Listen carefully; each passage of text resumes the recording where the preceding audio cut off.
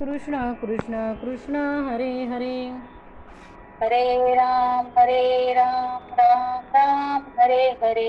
हरे कृष्ण कृष्ण कृष्ण हरे हरे.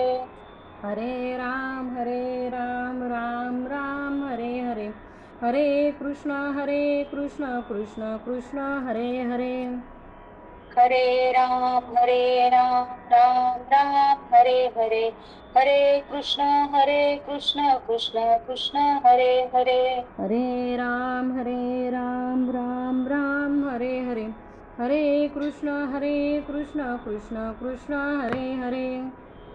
हरे राम राम हरे हरे. हरे कृष्ण कृष्ण कृष्ण हरे हरे. पुंडलिक वरदा हरी विठ्ठल श्री ज्ञानदेव तुकाराम. पंढरीनाथ भगवान की जय. माऊली ज्ञानेश्वर महाराज की जय. जगद्गुरु श्री संत तुकाराम महाराज की जय. शांती ब्रह्म एकनाथ महाराज की जय. जय जय रघुवीर समर्थ सब संतन की जय. गुरुर्ब्रह्मा गुरुर्विष्णू गुरुर्देवो महेश्वरा. गुरु साक्षात परब्रह्म तस्मै श्री गुरुवे नमः. ब्रह्मानंदं परमसुखदं केवलं ज्ञानमूर्तिं द्वन्द्वातीतं गगनसदृशं तत्त्वमस्यादिलक्षणम् एकं नित्यं निर्मलमचलं सर्वदी साक्षिभूतं भावातीतं त्रिगुणरहितं सद्गुरुं तं नमामि.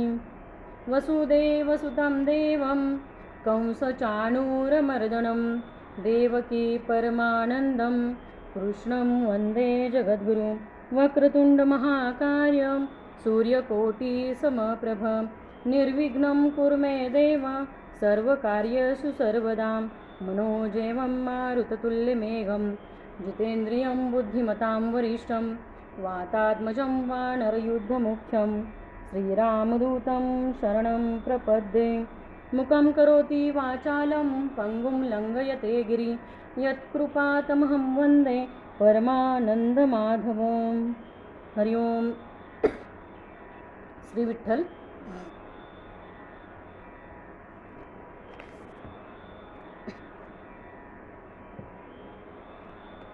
आज एकादशीच्या निमित्ताने श्री संत जगद्गुरु तुकाराम महाराजांचा अभंग आज सेवेसाठी घेतलेला आहे.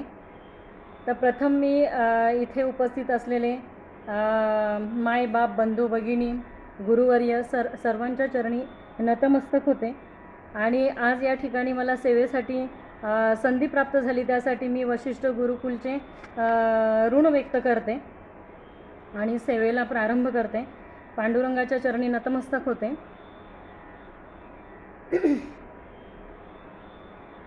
एकादशीचं अन्नपान जे नर करती भोजन श्वानविष्टा समान अधम जन ते एक. एकादशीचं अन्नपान जे नर करीती भोजन श्वानविष्टे समान अधम जन ते एक.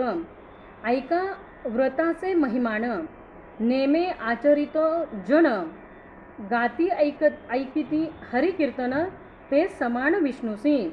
अशुद्ध विटाळाचे खळ विडा भक्षिता तांबूल सांपडे सबळ काळा हाती न सुटे.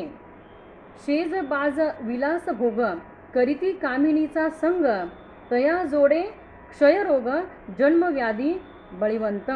आपण न वजे हरिकीर्तना आनिका वारी जाता कोणा. त्याच्या पापे जाना ठेंगणा महामेरू. तया दंडी यमदूत झाले तयांचे अंकित. तुका म्हणे व्रत एकादशी चुकलिया. बघा, एवढा 6 चरणाचा तुकाराम महाराजांचा अतिशय उत्कृष्ट असा एकादशी वर अभंग आहे. एवढा उत्कृष्ट आहे अभंग हा की आजच्या दिवसाचं महत्त्व या अभंगामध्ये तुकाराम महाराजांनी आपल्याला सांगण्याचा प्रयत्न केलेला आहे. एकादशीचं अन्नपान जे नर करीती भोजन श्वानविष्टे समान अधम जनते एक. म्हणजे एकादशीला आज कोणती एकादशी आहे कोण सांगेल? हां, सांगितलं म्हणजे तुमच्या ओठांच्या हालचालीवर कळलं मला शैलेजाताई. जरी स्पीकर बंद असला तरी अपरा एकादशी ना आजची, बरोबर ना? हां हां. तर एकादशीचं महत्त्व असं आहे की एकादशीला जर का अन्नपान म्हणजे अन्न का भक्षण करायचं नाही बरं? हा प्रश्न पडलाय का कोणाला की एकादशीला अन्न का भक्षण करू नये? तर ग्रंथामध्ये आणि संतांनी असं सांगितलेलं आहे की एकादशीच्या दिवशी सर्व पापे त्या अन्नामध्ये असतात. एकादशीच्या दिवशी सर्व पापे त्या अन्नामध्ये असतात, म्हणून फलाहार करावा, खजूर खावा किंवा केळी वगैरे अशी फळं खावीत, पण अन्न भक्षण एकादशीच्या दिवशी करू नये. एकादशीचं अन्नपान जे नर करीती भोजन, श्वान विष्टे समान अधम जनते एक. मग ते एकादशीच्या दिवशी अन्न भक्षण करणाऱ्यांनी काय खाल्लंय म्हणून सांगितलंय पहिल्या चरणामध्ये तुकाराम महाराजांनी?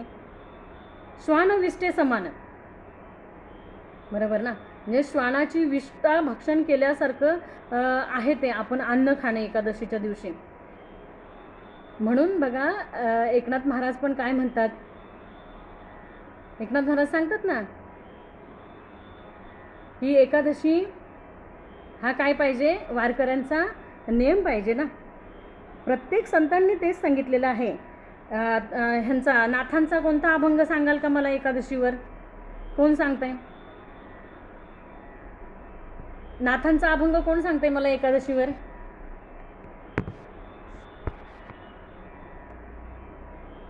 नंतर आठवल्यावर सांगा. सोमवार वृत्त एकादशी करी. काय म्हटलं? सोमवार वृत्त एकादशी करी. नाही नाही, तो नाही. अजून अजून कोणता अभंग? एकादशी जया छंद अहर्निशी, व्रत करीत नियमाने तया वैकुंठाचे पेने. वा वा वा वा, अतिशय उत्कृष्ट सांगितलं महाराजांनी. अजून कोण सांगेल?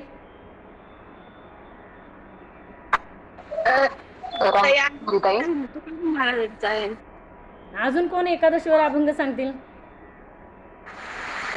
लागला ठकळा पंढरीचा. वा वा. अजून याच्यामध्ये आहे ना. अजून अजून दशमी व्रताचा आरंभ, दिंडी कीर्तन करा समारंभ, त्याने तो स्वयंभू संतोष पावे. एकादशी जागरण, तुझ्या नाम संकीर्तन, द्वादशी शिळापणी ज्ञान, प्रश्नोजन. वा वा वा, अतिशय गोड, अतिशय गोड. अजून नाथांचा अभंग कोण सांगेल? आवडे देवासी तो ऐका प्रकार, नामाचा उच्चार रात्रंदिवस, तुळशी माळ गळा, गोपी चंदन टिळा. देवाला काय आवडतं? आवडे देवासी तो ऐका प्रकार, नामाचा उच्चार रात्रंदिन. हे त्या भगवंताला काय आवडते की रात्रंदिवस म्हणजे एक क्षण सुद्धा आपण आपल्या आयुष्यातला वाया घालवायला नाही पाहिजे. कारण प्रत्येक क्षण, घडी घडी काळ वाटयाची आहे. अजून किती आहे अवकाश? गेलेली घडी परत आपल्या आयुष्यात येणार नाही. समय टळून गेला तो मागता येणार नाही. मग गेलेला एक जो वेळ आहे तो आपल्या आयुष्यात पुन्हा येणार नाही. मग आहे त्या वेळेची आहे ती घडी कशी सार्थकी करता येईल हे फक्त आपल्याला पाहता आलं पाहिजे. म्हणून काय सांगितलंय? आवडे देवासी तो ऐका प्रकार, नामाचा उच्चार रात्रंदिन. रात्रंदिन सांगितलंय म्हणजे रात्री झोपलं तरी श्रीकृष्ण बघा अर्जुन एवढा प्रिय भक्त का भगवंताचा? सखा का? एवढा प्रिय सखा का अर्जुन आहे? तर अर्जुन झोपला तरी त्याच्या रोमारोमातनं कृष्ण कृष्ण कृष्ण असा आवाज येत होता. भक्त एवढे प्रिय का झाले हो भगवंताला? तर पाहायला गेलं तर जनाबाई माऊली एवढ्या प्रिय का झाल्या भगवंताला? झाडलोट करी जणी केर भरी चक्रपाणी. झाडलोट जनाबाई करतायत आणि कचरा कोण भरतंय? भगवंत भरतोय. जनीचे केस विंचरतोय भगवंत, जनीला आंघोळ घालतोय भगवंत. म्हणून जनाबाई म्हणतात त्या भगवंताला, त्या विठुरायाला विठू माऊली म्हटलंय. जनाबाईंनी काय म्हटलंय? विठू माऊली म्हटलंय ना. माऊली का म्हटलंय हो? कारण आईसारखी कामं सगळी भगवंतांनी जनाबाईची केली हो. जनाबाईला दळू लागले भगवंत येऊन, तिच्याबरोबर ओव्या गाऊ लागले भगवंत येऊन. मग काय एवढे भक्त भगवंताला प्रिय होत होते? कारण भक्तांनी तेवढं पूर्ण बघा समर्पण त्या भगवंताला, तन मन आणि धन पूर्ण त्या भगवंताच्या चरणी काय होतं तर समर्पित होतं. जनाबाईंना पण अखंड त्या भगवंताचा काय होता ध्यास होता बघा. कोणतंही काम करत असताना नामस्मरण अखंड भक्ताचं चालू असायचं, अखंड नामस्मरण. मग आता त्या गौऱ्या थापताना सुद्धा जनाबाईचं नामस्मरणच चालू होतं ना, गौऱ्या थापताना सुद्धा नामस्मरण चालू होतं. आणि कबीरांनी महती ऐकली जनाबाईंची की अशा अशा संत जनाबाई आहेत, अशा अशा संत जनाबाई आहेत. मग कबीरांना राहवलं नाही. मग आता कोण जनाबाई म्हणून कबीर बघायला गेले तर गेले. मग जनाबाईच्या तिथे घरी गेले तर म्हणे घरी नाही, जनाबाई कुठे गेल्या, शेण्या थापायला गेल्या. मग आता तिथे गेले कबीर महाराज आणि तिथे गेल्यानंतर दृश्य पाहतात लांबून, तर मोठं असं वावटळ आलेलं आणि त्यांनी सगळ्या गौऱ्या एकत्र झालेल्या. आणि मग त्या गौऱ्यावरनं चाललेली भांडणं, ही म्हणते माझ्या गौऱ्या आहेत, ती म्हणते माझ्या गौऱ्या आहेत. आणि जनाबाई आणि एकीची भांडणं चालली होती त्या गौऱ्यावरनं, माझ्या गौऱ्या करून. मग आता कबीर महाराज म्हटले की लांबून कबीर महाराजांना दाखवलं ही जणी. कबीर महाराज म्हटले ही जणी आणि ही तर भांडते, ही तर काय करते भांडते ना, मग ही कशी काही संत जनाबाई म्हणायचं. आणि मग कबीर महाराज जनाबाईंच्या जवळ गेले. पण जनाबाईंना म्हटले तुम्हीच जनाबाई का, म्हटले हो मीच जनाबाई. ठीक आहे म्हटले आणि निघाले तर जनाबाई मौलींच्या लक्षात आलं. म्हटलं बाबा तुम्ही जावा, पण जरा आमचा हा न्याय निवाडा करून जावा. काय करून जावा, हा जो काही गौऱ्यांचा गोंधळ झालेला आहे, त्या पण म्हणतात ह्या गौऱ्या माझ्या आहेत, मी पण म्हणते ह्या गौऱ्या माझ्या आहेत. मग आता ह्या गौऱ्या आम्हाला दोघींना वेगळ्या करून द्या. आता कबीर महाराज म्हणले ते कसं करायचं, गौऱ्या दोघींच्या वेगळ्या कशा करायच्या ना. नाही म्हणे ज्या गौरीमधनं विठ्ठल विठ्ठल विठ्ठल असा ध्वनी येईल ती गौरी माझी, कारण ती गौरी मी नामस्मरणात थापली ना, नक्कीच त्या गौरीमधनं विठ्ठल विठ्ठल नामस्मरण यायलाच पाहिजे. आता आपल्याला पण जर का जनाबाईच्या गौरीमधनं येतं आहे विठ्ठल विठ्ठल नामस्मरण, तर आपल्या भाकरीमधनं यायला काही हरकत नाही हो. भाकरी थापताना जर का भगवंताचं नाव घेतलं तरी येईल ना. आणि मग कबीरांनी काय केलं, गौरी कानाला लावले, तर प्रत्येक गौरीतनं विठ्ठल विठ्ठल विठ्ठल असा ध्वनी येत होता. मग कबीरांना तिथे जनाबाईंची महती कळली हो. महती ऐकुनी जनाबाईची बघा, विठ्ठल विठ्ठल जनाबाईच्या गौऱ्या बोलू लागल्या, एक चोरटी आपलंच गारहाण सांगाया लागली, जनाबाईच्या गौऱ्या चोरुनी भांडाया लागली. आणि जनाबाई काय म्हणतात कबीरांना, चोरलेल्या गौऱ्या नाही मी जनाबाई बोलल्या, एक एक गौरी कबीराने मग कानाला लावली, विठ्ठल विठ्ठल ध्वनी निनादे गौऱ्या हालू लागल्या, विठ्ठल विठ्ठल जनाबाईच्या गौऱ्या बोलू लागल्या. मग आता जनाबाईच्या गौऱ्या जर का विठ्ठल विठ्ठल बोलतायत तर अखंड नामस्मरण आहे ना हो. म्हणजे नामस्मरण कसं पाहिजे, आवडे देवासी तो एका प्रकार, नामाचा उच्चार रात्रंदिन, तुळशी माळ गळा गोपीचंदन टिळा, हृदयी कळवळा वैष्णवांचा. अखंड काय पाहिजे, हृदयामध्ये कळवळा पाहिजे, तुळशी माळ गळा गोपीचंदन टिळा, हृदयी कळवळा वैष्णवांचा. आषाढी कार्तिकी पंढरीची वारी, आषाढी कार्तिकी पंढरीची वारी, साधन निर्धारी अन नाही. दुसरं साधन काही करू नको, पांडुरंग बोलले, आषाढी कार्तिकी पंढरीची वारी, साधन निर्धारी अन नाही. कारण एक एक पाऊल जर का आपण पंढरीच्या दिशेने एक एक पाऊल टाकताना वाट चालली ना, तर प्रत्येक पावलागणीस काय आहे, यज्ञ आहे. तो महायज्ञ आहे, मोठा यज्ञ आहे. नाम घेता वाट चाले यज्ञ पाऊला पाऊली, प्रत्येक पाऊलागणीस काय होतो तर वारकऱ्याकडनं यज्ञ होत असतो. म्हणून पंढरीच्या वाटेला आज एकादशी आहे, एकादशीच्या निमित्ताने मी सांगू इच्छिते सर्वांना की ज्यांना ज्यांना शक्य आहे त्यांनी पंढरीला पांडुरंगाच्या दर्शनाला यायला पाहिजे. कारण तो काय करतोय, वाट पाहतोय हो. वाट पाहे उभा भेटीची आवडी, कृपाळू तातडी उताविळ, तो उताविळ झालाय, तुमची आमची वाट पाहतोय तो. पंढरी सिजारे आल्यानो संसारा, दिनाचा सोयरा पांडुरंग, दिनाचा सोयरा पांडुरंग, दिनाचा सोयरा पांडुरंग. कसा आहे तो, तुमचा आमचा सोयरा आहे हो. बाप, बंधू, भाव, चुलता, सखा सगळा पांडुरंगच आहे. आपण सगळ्यांना आपलं म्हणतो. बघा याच्यामध्ये कोणी नाही कोणाचं. आपण जे म्हणतो की नाही हा माझा आहे, तो माझा आहे, तो माझा आहे, पण हे सगळे कशाचे आहे? तो हे सगळे कशाचे आहे? धनसंपत्तीचे आहे. पण शेवटच्या काळी आपल्याला सोडवणारा फक्त एक भगवंत आहे, पांडुरंग आहे. म्हणून अखंड त्या पांडुरंगाच्या चरणी मला काय होता आलं पाहिजे? समर्पित होता आलं पाहिजे. म्हणून सांगितलं एकादशीचं अन्नपान जे नर करीती भोजन श्वान विष्टे समान अधम जनते एक एक ऐका व्रताचे महिमान. मग आता ह्या व्रताचा महिमा काय आहे? ऐक व्रताचे महिमान नेमे आचारितो जन. जो हा नेमाने आचरण करतो, ह्या व्रताचं नित्य नेमाने जो आचरण करतो, ऐक व्रताचे महिमान नेमे आचरितो जन गाती ऐकती हरिकीर्तन ते समान विष्णूसी. जे एकादशीला हरिकीर्तन गातात, ऐकतात ते विष्णू समान आहे. देव पाहावयाची गेलो आणि देवची होऊनी ठेलो. बघा विठ्ठल माझा माझा माझा, विठ्ठल माझा मी विठ्ठलाचा. बघा तो जर का त्या भगवंताला माझं माझं म्हटलं तर कधी आपण त्याचं होतो? देव पाहावयासी गेलो आणि देवच होऊनी ठेलो. मग भगवंताला शोधण्यासाठी कुठे जायचं हो? तो तुमच्या आमच्या प्रत्येकाच्या अंतरी आहे. अंतर्मुख झालं ना तर भगवंत आतमध्येच आहे, भेट त्याच्या आतमध्येच आहे. मग आता तुम्ही म्हणाल मग पंढरपूरला कशाला जायचं? बरोबर ना.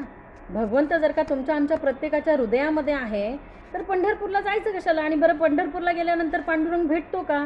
तर हो, नक्कीच भेटतो. कारण बघा प्रत्येक वारकऱ्याला त्या आषाढी वारीचा एवढा वेध लागलेला असतो, एवढी ओढ लागलेली असते. कारण प्रत्येक मुक्कामावरच पांडुरंग येऊन त्याला दर्शन देत असतो. फक्त तो कोणत्या रूपामध्ये येईल आणि कोणत्या रूपामध्ये दर्शन देईल हे मात्र सांगता येणार नाही. मग तो श्वानाच्याही रूपात असेल, मग तो कोणत्याही रूपात असेल. जसं नामदेवरायांनी ओळखलं, जसं नाथांनी ओळखलं गाढवाच्या रूपात भगवंताला, तसं तुम्हा आम्हाला प्रत्येक देहामध्ये त्याला ओळखता आलं पाहिजे. प्रत्येक देहामध्ये तो कसा आहे? तो भरून उरलेला आहे. जळी स्थळी काष्टी पाषाणी एकाही ठिकाणी रिता ठाव नाही उरला. तो भगवंत नाही अशी एकही जागा नाही. म्हणून काय सांगितलंय बघा की ऐक व्रताचे महिमान नेमे आचरितो जन. नेम एक तरी नेम आयुष्यामध्ये केला पाहिजे. नियम म्हणजे काय हो? वारकऱ्याचा नियम काय? संध्या म्हणजे हरिपाठ. मग हरिपाठ हा नित्यनेमाने झालाच पाहिजे. देवाची या द्वारी उभा क्षण भरितेने मुक्तिचारी साधी येल्या. हरिमुखे म्हणा पुण्याची गणना कोण करी. असोनी संसारी जीवे वेगू करी वेदशास्त्र उभारी बाह्य सदा. ज्ञानदेव म्हणे व्यसाची खुणे द्वारकेचे राणे पांडवा घरी. हरिमुखे म्हणा पुण्याची गणना कोण करी. मग असं मुखाने भगवंताचं नाव घेतलं तर त्याच्या पुण्याची गणना कोण करी. बघा चहुवेदी जाण साही शास्त्र कारण 18 पुराणे हरिसी गाती. मंथुनी नवनीता तैसे घे अनंता.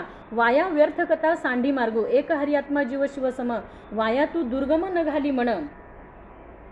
म्हणजे प्रत्येक वेळेला माऊली पण काय सांगतात की वाया तू दुर्गम न घाली म्हण.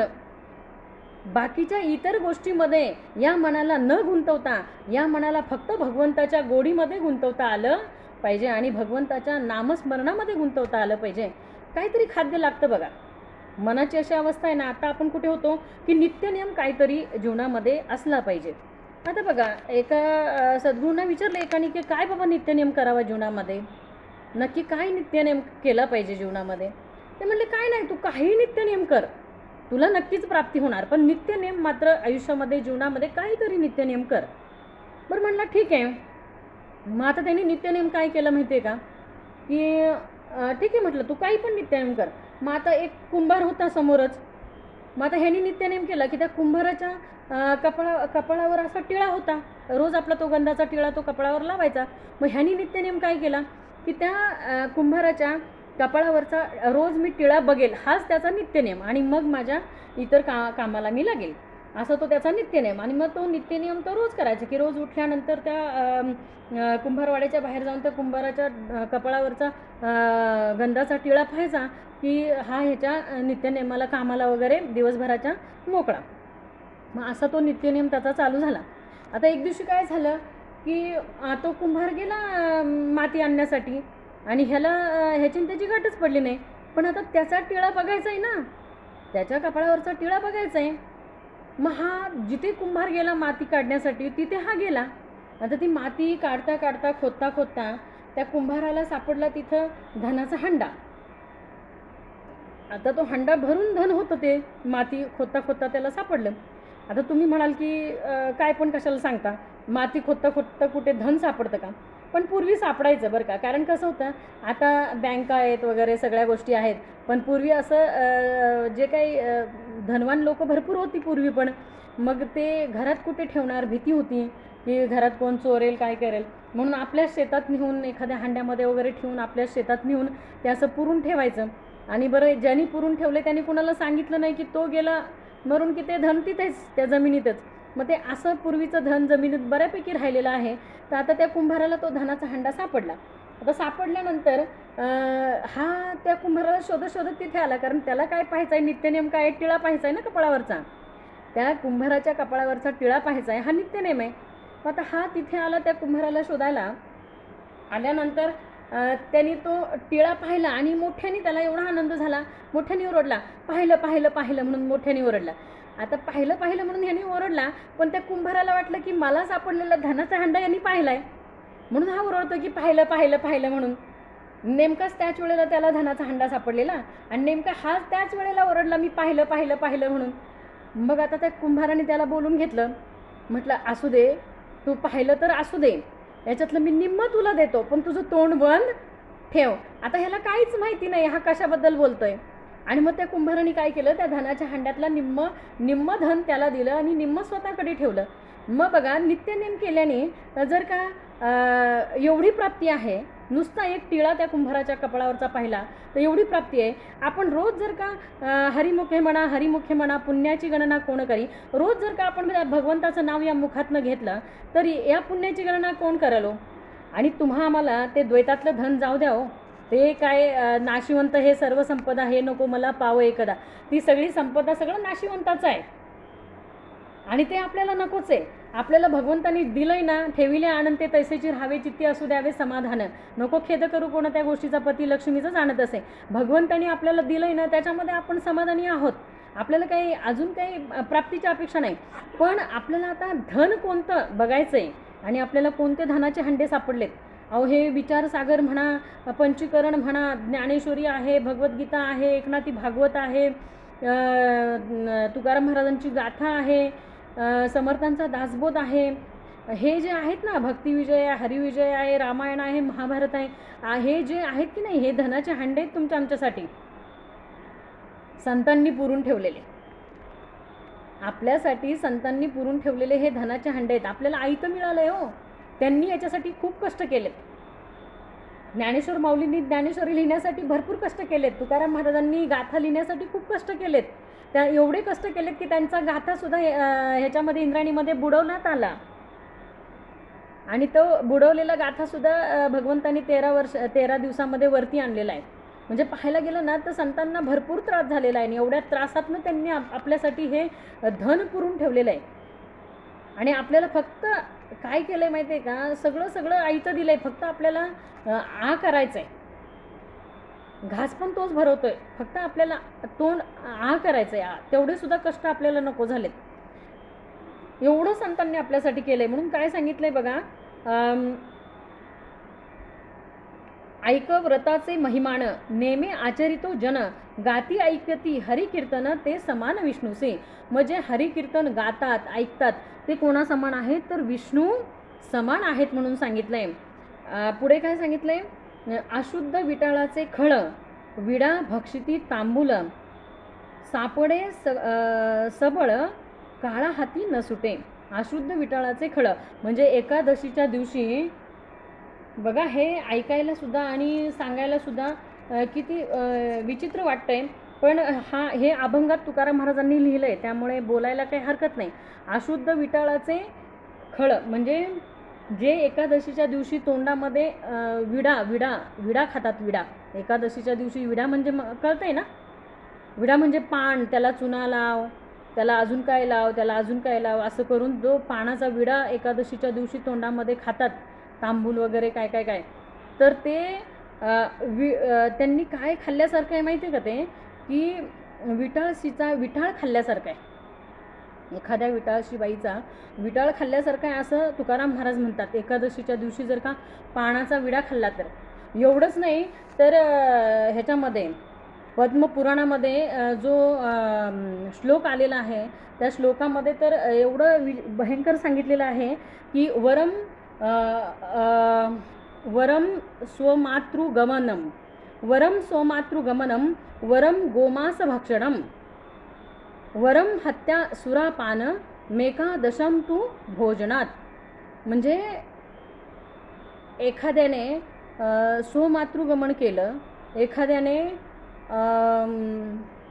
गोहत्या केली, एखाद्याने गोमांस भक्षण केलं, एखाद्याने सुरापान केलं, तरी ती पाप एकादशीला अन्न भक्षण करण्यापेक्षा ती कमीच आहेत असं सांगितलं आहे. लक्षात येत आहे ना. म्हणजे एकादशीला अन्न खाल्ल्याने जेवढं पाप होतं आहे तर ते पाप या सगळ्यापेक्षा अधिक आहे म्हणून सांगितलं आहे, जास्त आहे. अन्न खाल्ल्याचं पाप या सगळ्यापेक्षा जास्त. हे किती भयंकर आहे बघा. वरम स्वमातृगमनम वरम गोमाक्ष भक्षणम वरम हत्यासुरापान मेकादशाम तू भोजनात. एकादशीच्या दिवशी अन्न खाणे म्हणजे या सगळ्यापेक्षा अधिक पाप ते आहे. पुढे सांगितलंय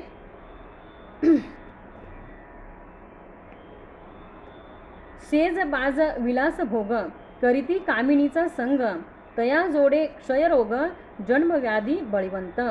शेज बाज विलास भोग म्हणजे एकादशीच्या दिवशी हे पण सगळं याचाही सगळ्याचा त्याग करता आला पाहिजे. पहिलं काय सांगितलं, अन्नाचा त्याग करायचा आहे. नंतर सांगितलं की ह्या व्रताचे महिमान सांगितलं दुसऱ्या चरणामध्ये की ह्या व्रताचं महिमान असं आहे की जर का तू भगवंताची भक्ती केली, या एकादशीच्या दिवशी अखंड नामस्मरण केलं, एकादशीच्या दिवशी श्रवण केलं, कीर्तन केलं, तर तू विष्णू समाज देवासमानच होशील. नंतर सांगितलं अशुद्ध विटाळाचं सेवन केल्यासारखं कधी होणार, तर विडा तांबूल खाल्ल्यानंतर. नंतर सांगितलं सापडे सबळ शेजबाज विलास भोग शेजबाज विलास भोग करीती कामिनीचा संग. हे सुद्धा एकादशीच्या दिवशी टाळता आलंच पाहिजे. तया जोडे क्षयरोग जन्मव्याधी बळीवंत. त्याला क्षयरोगाची बाधा होणार हे निश्चित आहे. बघा, ज्या वेळेला आपण श्रवण करतो, ज्या वेळेला भगवंताचं नामस्मरण करतो, त्यावेळेला आपल्या देहातले 72 रोग नाहीसे होतात. 72 रोगांवरचं हे औषध आहे. विठ्ठल मात्रा घ्यावी तेने पथ्ये सांभाळावी. मग ही सगळी पथ्ये आहेत की एकादशीला आपण काय करावं, काय करू नये, ही पथ्ये आहेत.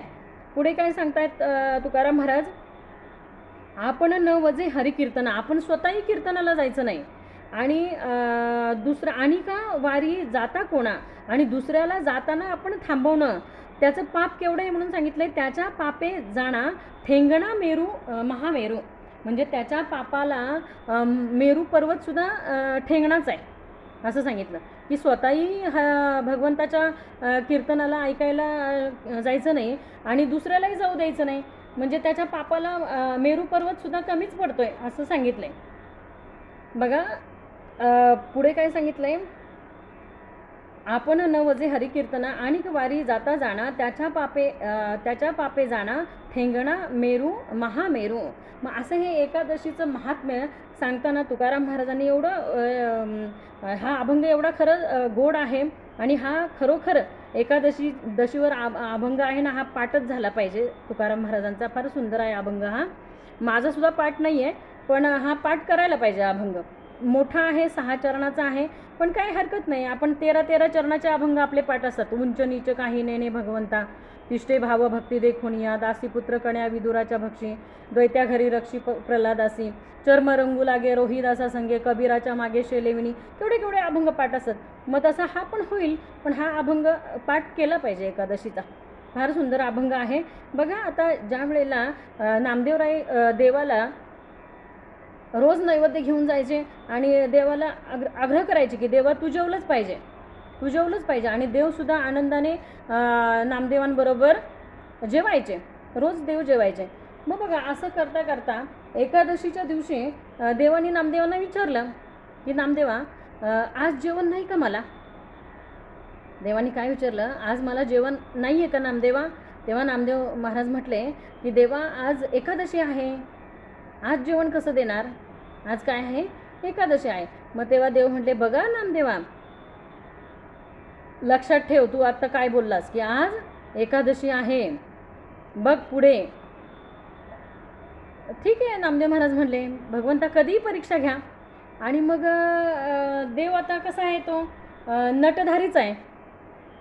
एकलाच बहु देहधरी, एकलाच नटे परोपरी, नट नाट्य गळा कुसरी त्याविना नाही, असा तो नाटकीच आहे.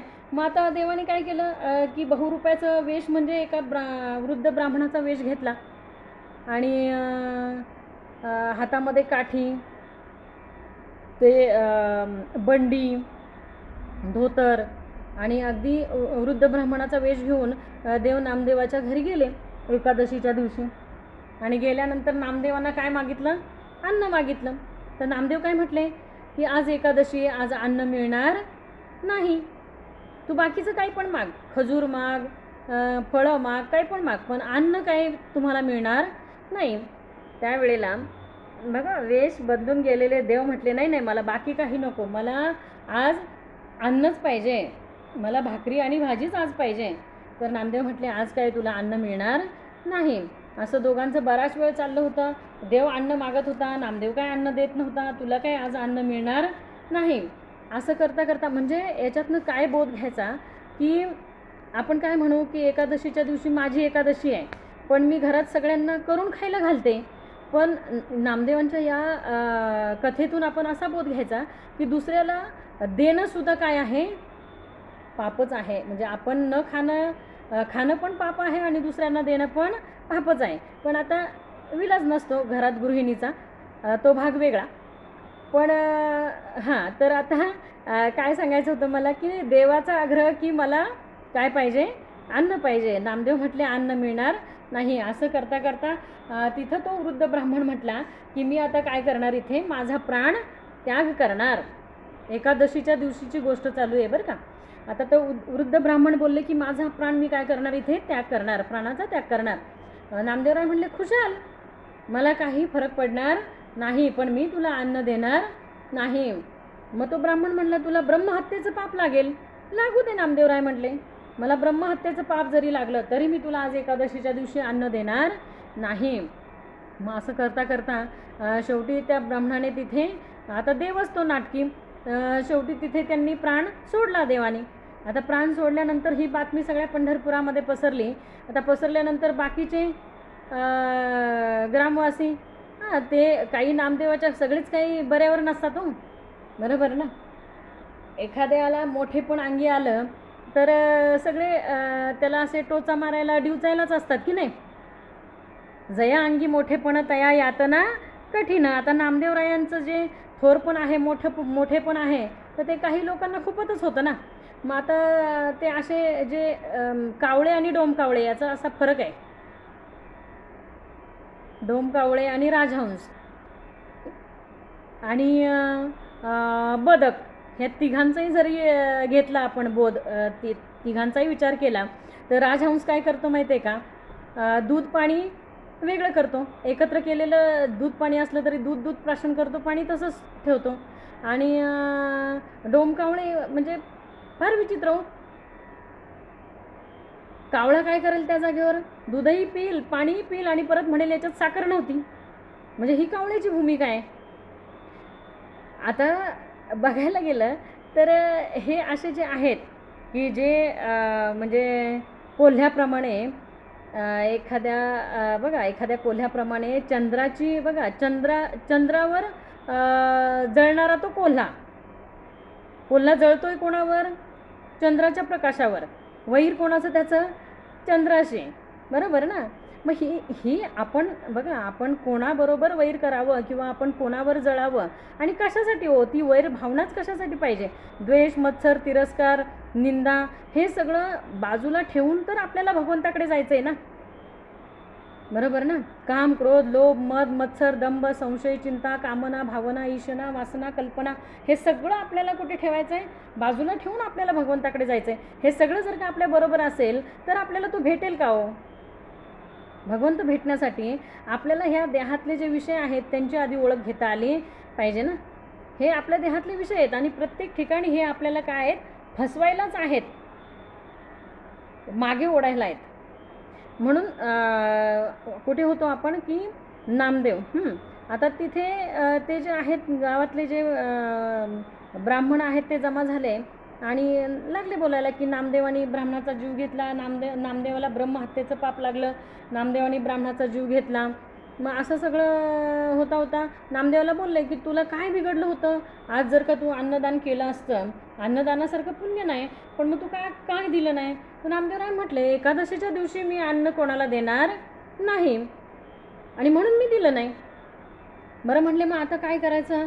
तर नामदेवरायांनी त्या ब्राह्मणाची चिता रचली आणि ती चिता रचल्यानंतर बाकीचे म्हणले या चितेवर नामदेव नाही ठेवा. आता या चितेवर काय करा, नामदेवांना नाही ठेवा, कारण ब्रह्महत्या त्यांनी केली ना. मग आता नामदेवांना सुद्धा या चितेवर ठेवा. तर नामदेव म्हटले तुम्ही कशाला ठेवताय, मी जाऊन बसतो. नामदेव स्वतः गेले आणि चितेवर बसले. आता नामदेव चितेवर बसल्यानंतर अग्नी पेटवला गेला, कारण जे दुष्ट आहेत त्यांना काय हो. मग आता अग्नी पेटवल्यानंतर ज्या वेळेला अग्नी पेटला त्यावेळेला त्या वृद्ध ब्राह्मणाच्या रूपात म्हणजे भगवंतानी घेतलेले ते रूप भगवंत तिथे स्वतः प्रकट झाले आणि नामदेवाला त्या अग्नीतनं बाजूला केलं. ज्याच्या अंतरी अखंड भगवंत आहे त्याला अग्नी जाळेल का हो, खरं सांगा.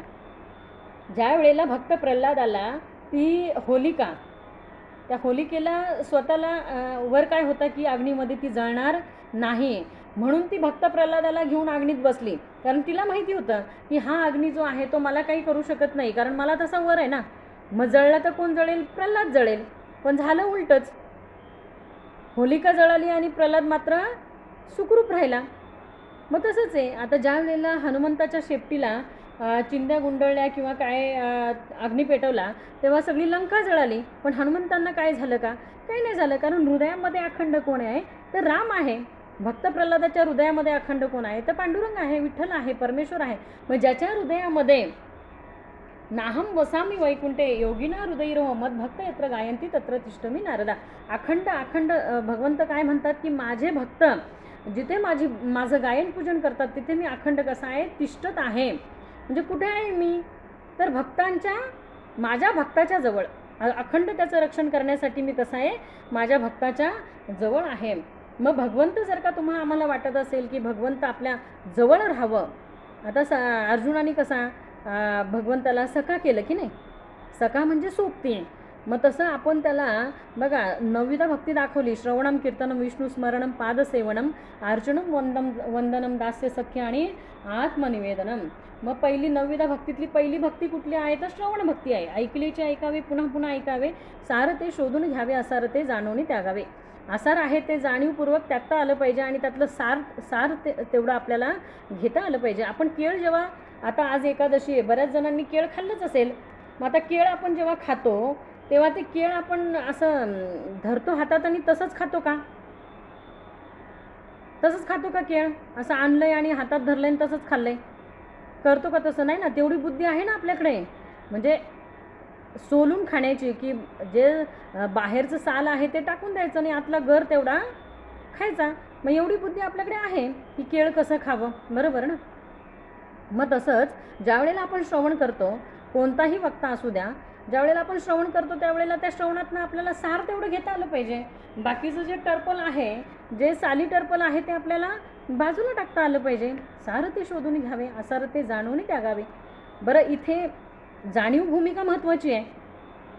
अंतःकरणामध्ये जाणीव असणं महत्त्वाची हो, की काय सार आहे आणि काय आसार आहे हेच ज्याला कळलं नाही तर तो सारा आसाराचा निवाडा कसा करेल.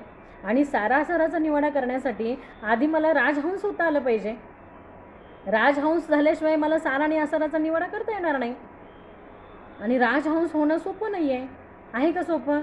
त्यासाठी तेवढी भगवंताची भक्ती पाहिजे, भगवंतावर तेवढं प्रेम पाहिजे, भगवंताची तुमच्या आमच्यावर कृपा असली पाहिजे. त्याची कृपा असल्याशिवाय मुकम करोती वाचालम पंगुम लंगयते गिरी यत कृपा तदहम वंदे परमानंद माधव. त्या माधवाची, त्या भगवंताची तुमच्या आमच्यावर जर का कृपा असेल तर हा मुका असला तरी तो बोलेल. मुकम करोती वाचालम पंगुम लंघयते गिरी. एखादा पांगळा असेल ना तर तो उंच पर्वत चढेल, कारण त्याची कृपा आहे ना. त्याची कृपा असेल तर काहीच अशक्य नाही. पंगुम लंघयते गिरी यत कृपा तमहम वंदे परमानंद माधव. मग ह्या माधवाची, या भगवंताची जर का तुमच्या आमच्यावर कृपा असेल तर अशक्य असं काहीच नाही. त्याच्यामुळे काय सांगितलं आहे बघा, तुकाराम महाराज काय म्हणतात, तया दंडी यमदूत झाले तयाचे अंकित. तया दंडी यमदूत झाले तयाचे अंकित. तुका म्हणे व्रत एकादशी चुकलिया.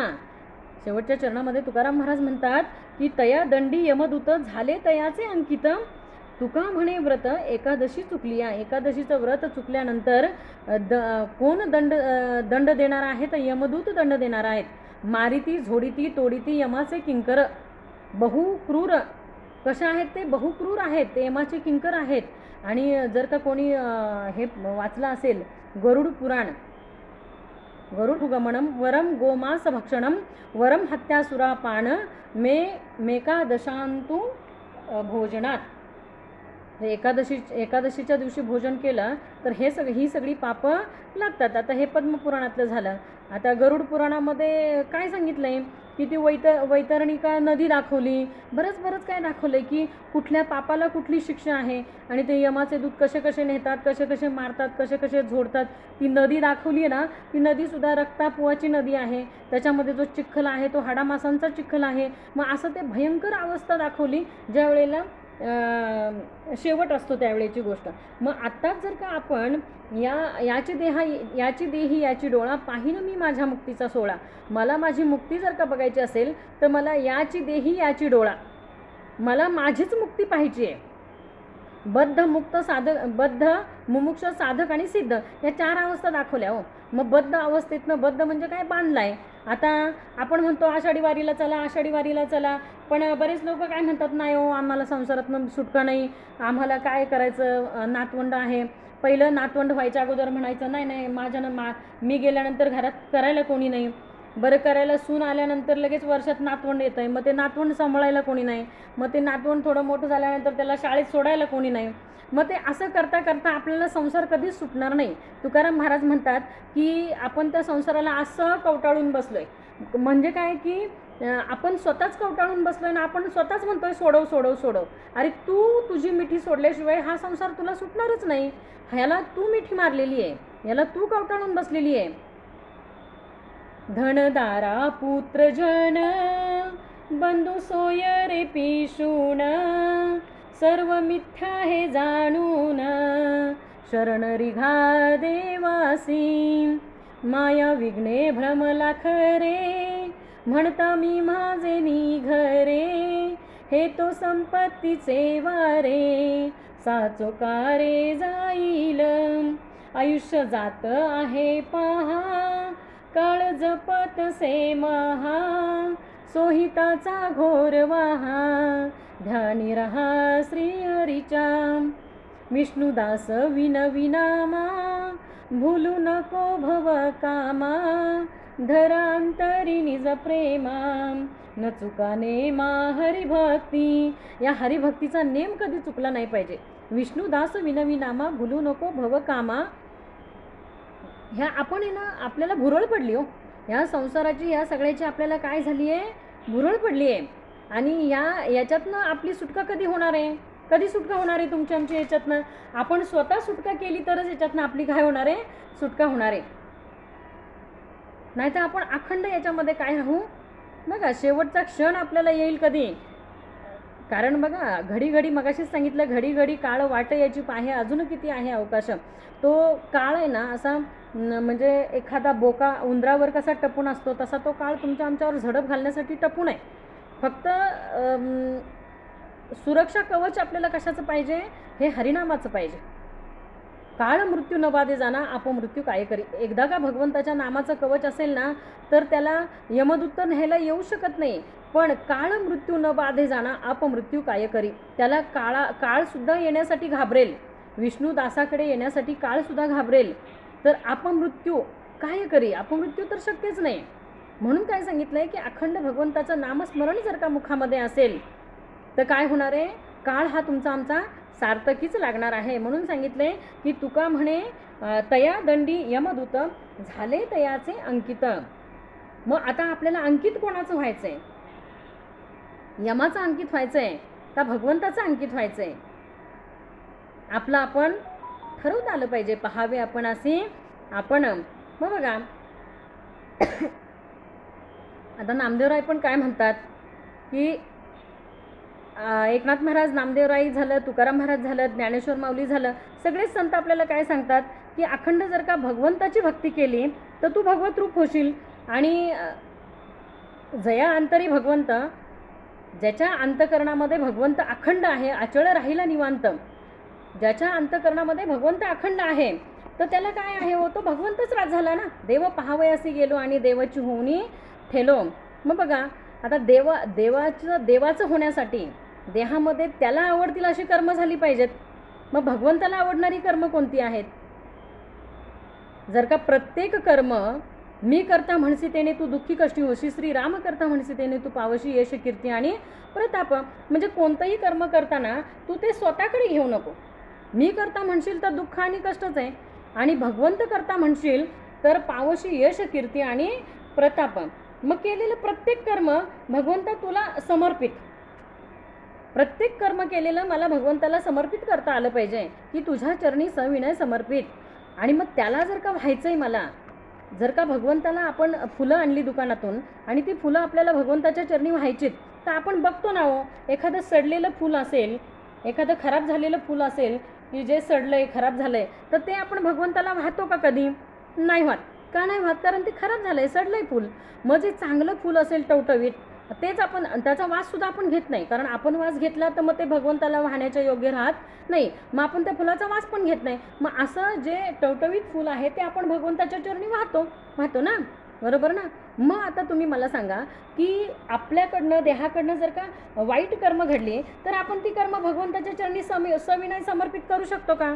की भगवंता या देहाकडून तुझ्या आज्ञेने तू जे करून घेतलं ते तुझ्या चरणी सविनय समर्पित, असं म्हणू शकतो का? नाही. मग कर्म कसं झालं पाहिजे, तर कर्म त्याला सांगण्यासारखं झालं पाहिजे.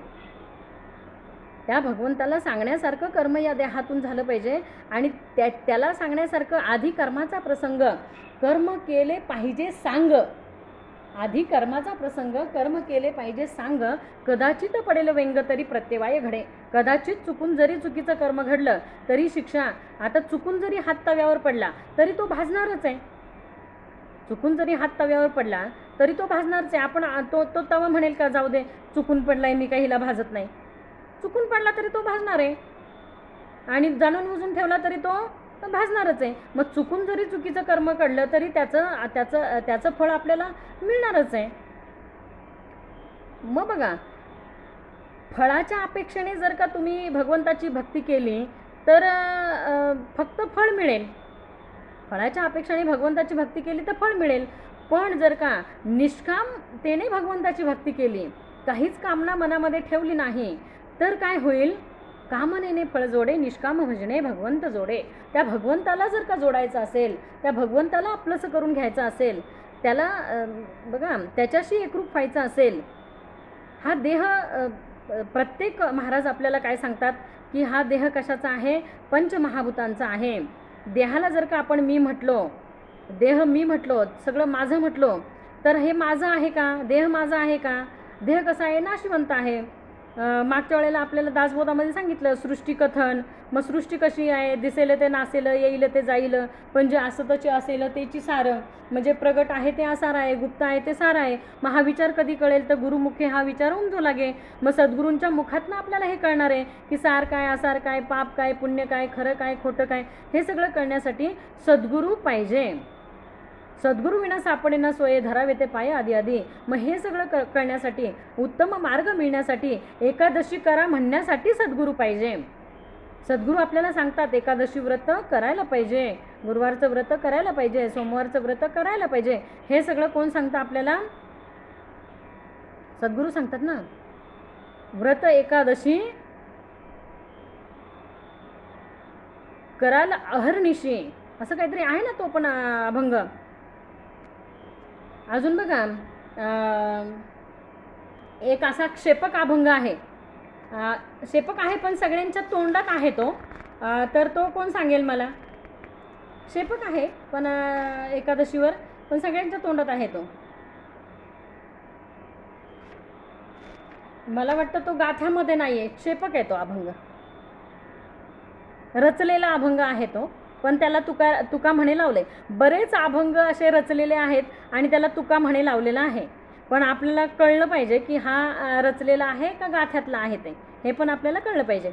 मग बऱ्याच जणी भजनामध्ये म्हणतात बघा, आली पंढरीची वारी, तारांबळ माझ्या घरी, जीव तळमळ करी, कशी जाऊ सांगा सांग पांडुरंगा, कशी जाऊ सांगा सांग पांडुरंगा. म्हणजे पंढरीची वारी आली आहे पण माझ्या घरात तारांबळ आहे, मी कशी जाऊ पांडुरंगा, तुम्हीच सांगा मी कशी जाऊ. बरोबर ना? हा अभंग क्षेपक आहे पण शेवटी त्याला तुका म्हणे लावलेला आहे. पण आपल्याला तिकडं जायचं नाही. पण ह्याच्यामध्ये बघा अजून एक मला वाटतं नाथांचं आहे का कोणाचं आहे माहीत नाही, त्याच्यामध्ये पण सांगतात काय की आवा निघाली पंढरपुरा. कोणाचं आहे ते अभंग रचना, कोणाची आहे ती? आवा चालली पंढरपुरा, वेशीपासून आली घरा, अगं अगं सुनबाई नको वेचू दूध दही, माझ्या हातीचा कलवडू मज वाचवणी नको फोडू. म्हणजे सगळा जीव कुठं गुंतलाय तर अगं अगं सुनबाई नको वेचू दूध दही आणि माझा हातीचा कलवडू मज वाचवणी नको फोडू.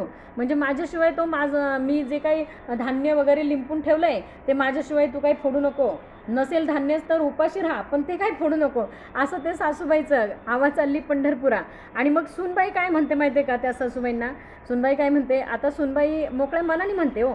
सुनबाई म्हणते, अहो सासूबाई तुम्ही आता निश्चिंत होऊन तुम्ही पंढरीला जा. काय सासूबाई तुम्ही सगळी घरची काळजी सोडा आणि आता तुम्ही सोयीत जोडा. ही सुनबाई म्हणते सासूबाईला, आता तुम्ही इकडची घरची सगळी काळजी सोडा आणि फक्त आता सोयीत जोडा तुम्ही. आता चांगलं सांगितलं का वाईट सांगितलं? की तुम्हाला आम्हाला अशी सून असेल तर आपण किती आनंदाने जाऊ, आहे की नाही? म्हणजे हे चांगलं सांगितलं सुनबाईनी की आता घरची तुम्ही सगळी काळजी सोडा आणि फक्त आता तुम्ही स्वहित जोडा. म्हणजे स्वतःला कसं या 83,99,999 योनीमधनं या जन्ममरणाच्या फेऱ्यामधनं किती वेळा जन्म यावे, किती नित्य व्हावे फजित, अशी आपली अखंड नित्य फजिती जी होत असते याच्यातनं आपल्याला कशी सुटका मिळेल आणि आपण कसं या 84च्या फेऱ्यातनं आपण बाजूला हो, असं ह्याला सोहित म्हणायचं. याला काय म्हणायचं? सोयीत. आणि सुनबाई चांगली सांगते की सासूबाई आता तुम्ही घरची सगळी काळजी सोडा आणि आता फक्त तुम्ही सोयीत जोडा. मग आता त्या सुनबाईला वाटलं की सासूबाईला वाटलं की सुनबाई मला काय करते, घरातनं घालवायला निघाली, म्हणजे हिला मी घरात नको आहे म्हणून ही अशी म्हणते की काय. मग असं त्या सासूबाईला वाटल्यामुळे ती सासूबाई काय म्हटली की मुलं बाळ घरदार हेच माझं पंढरपूर. आता काय म्हणते मी पंढरपूर. सोयराबाईंचा अभंग आहे का हा? हां आहे कोणाचा आहे बघू आपण नंतर.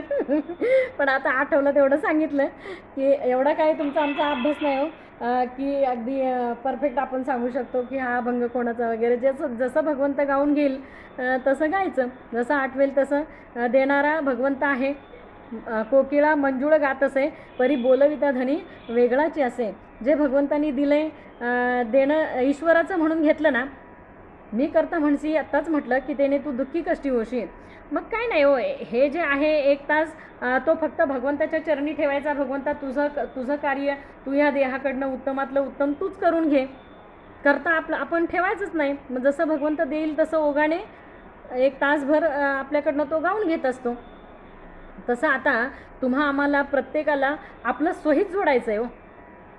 आता बाद झालं की मुलं झाली, मुलांची लग्न झाली, नातवंड झाली, अपतवंड झाली तरी अगदी काळतोंड बघायचं पण आपण वाट बघायची काय हो. म्हणजे किती त्या संसारात आपण अडकलोय. संसार पैसा आणि अडका, धन संपत्ती. आपल्याला माहिती आहे की पैसा हा अडकवल्याशिवाय राहत नाही, धन हे संपल्याशिवाय राहत नाही. धन संपत्ती संपणारच आहे ते. आणि मुलं बाळ बायका हे तर मग असेच सांगितलं, धनदारा पुत्रजन बंधू सोयरे पिशून सर्व मिथ्या हे जाणून शरण रिघा देवासी. त्या भगवंताला शरण जाता आलं पाहिजे. का तर हे सगळं मिथ्या आहे. हे सगळे कशाचे आहेत तर हे धनसंपत्तीचे आहेत. अंतकाळाचे कोणी नाही. मग आपल्या शेवटच्या काळाचे कोण आहे?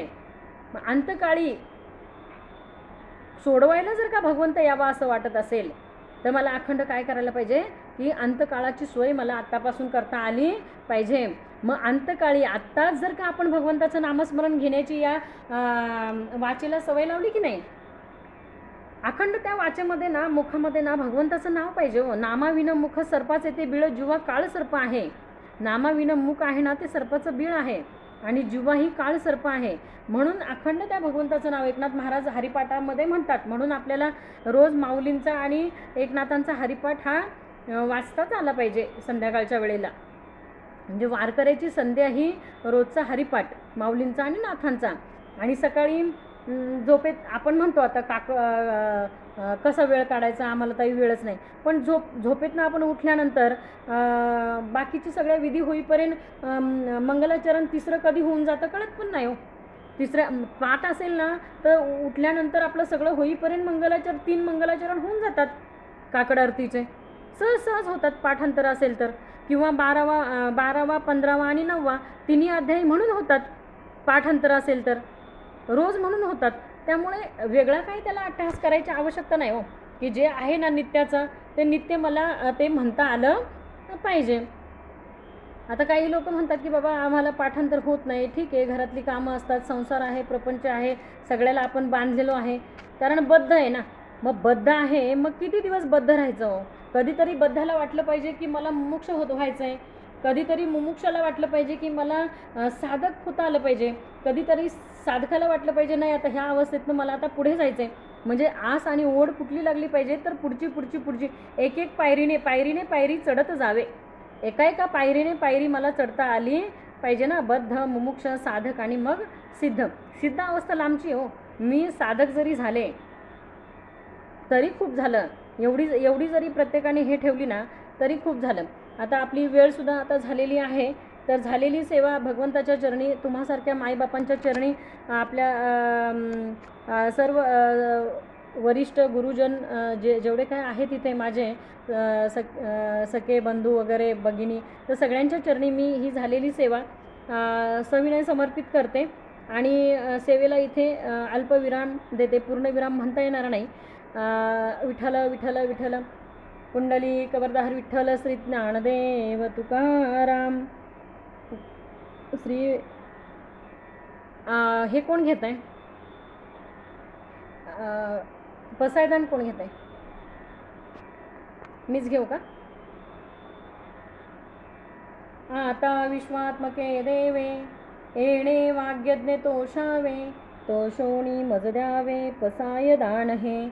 जे खळांची व्यंकटी सांडो तया सत्कर्मी रती वाढो, भूता परस्परे पडो मैत्र जीवांचे, दुरितांचे तिमिर जाओ, विश्वस्वधर्म सूर्य पाहो, जो जे वांचिल तो ते लाहो.